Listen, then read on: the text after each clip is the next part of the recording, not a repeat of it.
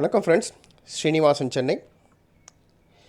நம்ம Tamil Nadu seat savers அவங்க நடத்துகிற கிழங்கு திருவிழா 4th இயர் இந்த வருஷம் நேதாஜி ஸ்டேடியத்தில் நடத்துகிறாங்க. கண்டிப்பாக முடிஞ்ச வரை எல்லோரும் கலந்துக்கோங்க.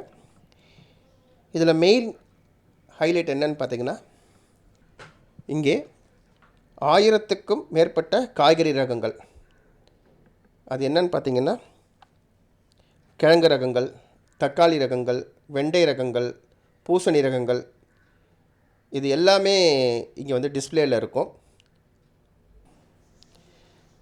அதே மாதிரி உங்களுக்கு நிறைய கருத்தரங்கம், ஃபார்மர்ஸ் அவங்கெல்லாம் டைரெக்டாக கலந்துப்பாங்க. அதே மாதிரி ஃபார்மர்ஸ் விளைவித்த பொருட்கள்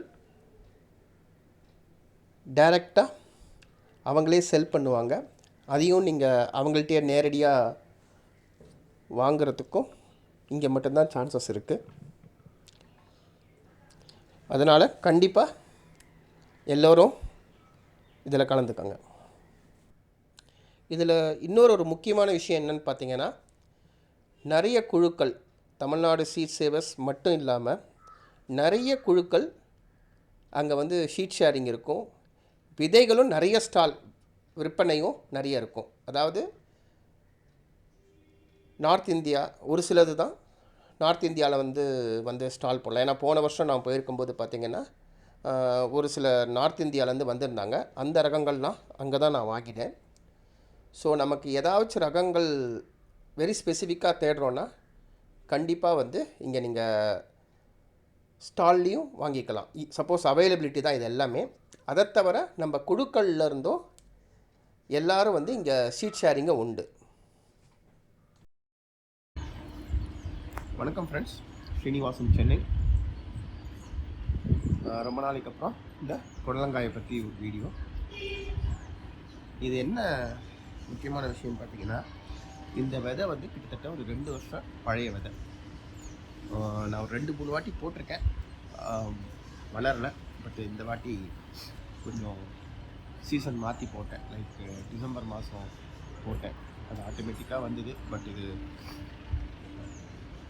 7 அடி போடுறேன்னு ஞாபகம் இல்லை.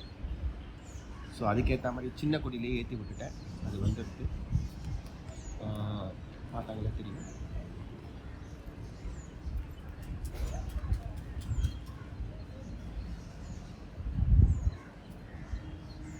இப்போ இந்த புடலையை பொறுத்த வரைக்கும் இதான் ஃபஸ்ட்டு கா.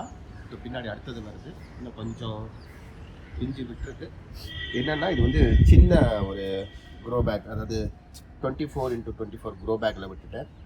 இப்போ இது பாம்பு புடலை தெரிஞ்சோடனே மற்ற செடிகள்லாம் எடுத்துட்டேன். அதாவது வெண்டைக்காய் எல்லாத்தையும் மாற்றி நட்டுட்டேன். ஏன்னா இதோட வேர்கள் நல்லா படர்ந்து போகணும். அப்போ தான் உங்களுக்கு நல்ல காய்ப்பு இருக்கும்.